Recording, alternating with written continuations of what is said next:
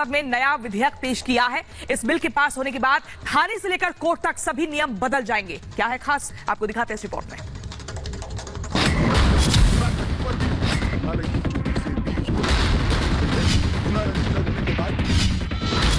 Accident हुआ, गाड़ी जब्त हो गई, मां बहनों के साथ दुष्कर्म हुआ और इंसाफ के लिए भटकते रहे। पुलिस ने केस दर्ज कर लिया, पर न जांच का पता है न सजा का। हिंदुस्तान में ये दशकों से चलता आया है, मगर अब नहीं चलेगा। ये कानूनों का उद्देश्य किसी को दंड देना नहीं होगा। इन कानूनों का उद्देश्य सबको न्याय देना। कोर्ट कचहरी, थाने और पुलिस मुख्यालय के चक्कर काटते काटते एड़ियां घिस गई। यहाँ तक कि न्याय की लड़ाई लड़ते लड़ते कईयों की जिंदगी ही खत्म हो गई। यह कभी हुआ करता था, मगर अब नहीं होगा। ये कानूनों का उद्देश्य किसी को दंड देना नहीं होगा। इन कानूनों का उद्देश्य सबको न्याय देना। अगर आप ये रिपोर्ट देख रहे हैं तो बाकी के काम छोड़ दीजिए। 140 करोड़ लोगों के काम की इस खबर को अपने बच्चों, अपने परिवार के साथ पूरा ध्यान लगाकर देखिए। अपने दोस्तों और रिश्तेदारों को भी दिखाइए, क्योंकि अंग्रेजों के बनाए जिन कानूनों का हम भारत के लोग अब तक पालन करते आए हैं, गुलामी की उन बेड़ियों को अब मोदी सरकार तोड़ने जा रही है। जी हाँ, संसद में गृह मंत्री अमित शाह ने 3 नए बिल पेश कर दिए हैं, जिसके तहत अब इंडियन पीनल कोड भारतीय न्याय संहिता बन जाएगा। क्रिमिनल प्रोसीजर कोड अब भारतीय नागरिक सुरक्षा संहिता कहलाएगा और इंडियन एविडेंस एक्ट भारतीय साक्ष्य बिल के नाम से जाना जाएगा। यानी आजादी के अमृत महोत्सव में मोदी देश के लिए अपने प्रण पूरे करने में लगे हैं। अगर इन तीनों बिल को सदन से मंजूरी मिलती है तो ये देश के कानून व्यवस्था में एक बहुत बड़ा बदलाव साबित होगा। मोदी जी ने 2019 में ही हम सबका मार्गदर्शन किया था कि अंग्रेजों ने बनाए हुए जितने भी कानून जिस विभाग में है, सभी कानून पर पर्याप्त चर्चा विचारणा और सोच विचार कर इसको आज के समय के अनुरूप और भारतीय समाज के हित में बनाना चाहिए। वहीं से ये प्रक्रिया माननीय अध्यक्ष जी चालू हुई। महिलाओं और बच्चों से लेकर आतंकवाद, राजद्रोह के कानून बदले जाएंगे, तो वहीं इंसाफ जल्द से जल्द मिल सके उसकी व्यवस्था की जा रही है। अगर एक्सीडेंट के बाद आपकी भी गाड़ी पुलिस ने जब्त कर ली है, सालों तक केस चलता रहा और वाहन सड़ता रहा। ये पहले होता था, मगर अब नहीं होगा। नए बिल के कानून बन जाने के बाद सड़क हादसे में वाहन जब्त नहीं रहेंगे, उनकी वीडियोग्राफी कर थाने से ही वाहन छोड़ दिए जाएंगे। अगर चुनाव में कोई पैसे बांटते हुए पकड़ा जाता है तो 1 साल तक की सजा होगी। हेड स्पीच देने पर भी 5 साल तक की सजा का प्रावधान रखा गया है। मॉब लिंचिंग करने पर 7 साल या फिर आजीवन कारावास की सजा होगी। सरकारी कर्मचारी पर अगर केस चलाना है तो 120 दिनों में विभाग को मंजूरी देनी होगी।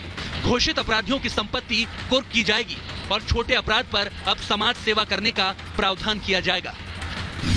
यानी कानूनों का एक तरह से कायाकल्प किया जा रहा है। 7 साल से ज्यादा सजा वाले अपराध पर फोरेंसिक टीम को अपराध की जगह पर जाना जरूरी होगा और उसकी लाइव वीडियोग्राफी होगी। अंग्रेजों के बनाए पहले इन तीनों कानूनों में कुल 511 धाराएं थी, जो नए बिल में घटकर 356 हो जाएंगी।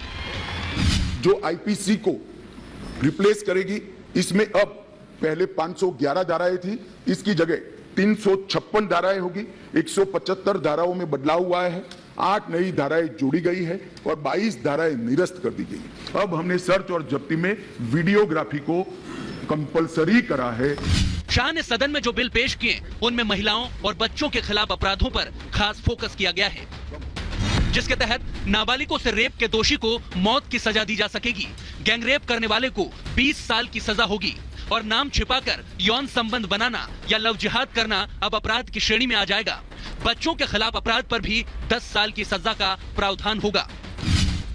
यानी वो दरिंदे अब बच नहीं पाएंगे जो बेटियों से हैवानियत करते हैं। लव जिहाद करने वालों की भी अब खैर नहीं है। महिलाओं के प्रति अपराध और सामाजिक समस्याओं के निपटान के लिए भी हमने ढेर सारे किए हैं। शादी, रोजगार, पदोन्नति के झूठे वादे और गलत पहचान प्रकट कर जो यौन संबंध बनाते थे, उसको अपराध की श्रेणी में पहली बार नरेंद्र मोदी सरकार लाए। गैंग रेप के सभी मामलों में 20 साल की सजा या आजीवन कारावास का प्रावधान किया है, जो आज नहीं है।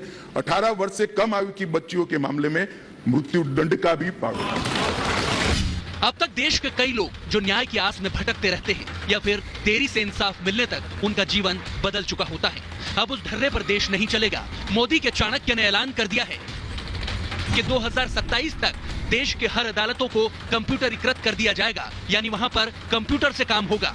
देश में कहीं से भी आप EFIR और 0 FIR दर्ज करा सकेंगे। 90 दिनों में पुलिस को चार्जशीट दाखिल करनी होगी। 180 दिनों के अंदर उस केस में जांच पूरी करनी होगी और आरोप अगर तय हो जाते हैं तो 30 दिनों के अंदर कोर्ट को इस मामले में फैसला देना होगा और 3 साल तक की सजा वाले केस में ये सारी प्रक्रियाएं बहुत जल्दी होगी और फैसला भी जल्द आएगा। मतलब अब अदालतों में संसाधनों की कमी नहीं होगी। लेट लतीफी का दौर भी अब जाने वाला है। FIR दर्ज करने से लेकर केस डायरी बनाने, चार्जशीट दायर करने और फैसले तक की पूरी प्रक्रिया को डिजिटल किया जाएगा। नागरिकों की सुविधा सुनिश्चित करने के लिए 0 FIR को पहली बार आजादी के 75 साल के बाद हम स्थान दें। गुना कहीं पर भी हुआ, किसी भी थाने का हो, आप हिमालय की चोटी से भी उसको रजिस्टर कर सकते हैं और कन्याकुमारी के सागर के किनारे। सबसे बड़ा प्रहार तो अब आतंकवाद पर होने वाला है। देश के दुश्मनों पर एक्शन के लिए गृह मंत्रालय जो बिल लाया है, उस नए बिल में आतंकवाद को परिभाषित किया जाएगा। अलगाववादी गतिविधियों, सशस्त्र विद्रोह, देश की संप्रभुता, एकता या अखंडता को खतरे में डालने वाले अपराधों को लिस्ट किया जाएगा।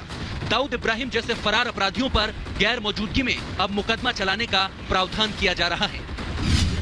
यानी आतंकियों और ऐसे अपराधियों को टारगेट किया जा रहा है जो देश छोड़कर या तो भाग गए हैं या देश के अंदर रहकर ही देश के खिलाफ गद्दारी कर रहे हैं। चले गए, देश छोड़कर भाग गए, आज उन पर ट्रायल नहीं होती। हमने तय किया है कि सेशन कोर्ट के जज ड्यू प्रोसीजर के बाद जिसको भगोड़ा घोषित करेंगे उसकी अनुपस्थिति में ट्रायल होगी और उनको सजा भी सुनाएंगे। एक और सबसे जरूरी बदलाव जो मोदी सरकार करने जा रही है, उसके तहत राजद्रोह का कानून एक तरह से खत्म हो जाएगा, क्योंकि लोकसभा में अमित शाह ने जो बिल पेश किए हैं उस पर अगर मुहर लगती है तो नए बिल में राजद्रोह कानून का नाम हट जाएगा। अब धारा 150 के तहत इस मामले में आरोप तय होंगे। पहले आईपीसी की धारा 124A में राजद्रोह आता था। आजीवन कारावास और 3 साल तक की अब सजा दी जा सकेगी। संपत्ति कुर्क करने का आदेश भी अब कोर्ट देगा। पहले ये अधिकार पुलिस अधिकारी को होता था और इस मामले में अब 3 साल के अंदर इंसाफ करना होगा। देश की कानून व्यवस्था में बहुत बड़े बदलाव लाने वाले इन तीनों बिल को मानसून सत्र के आखिरी दिन सदन में पेश किया गया, जिसके बाद उन्हें स्टैंडिंग कमेटी को भेज दिया गया है, जिन पर समिति, कानूनी विभाग गहन मंथन और चर्चा के बाद अगले सत्र तक रिपोर्ट दे सकता है। यानी अब ब्रिटानिया हुकूमत की निशानियां भारत से मिटाई जा रही हैं।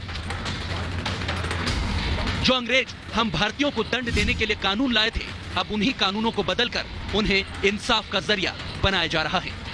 Bureau report, Republic Bharat.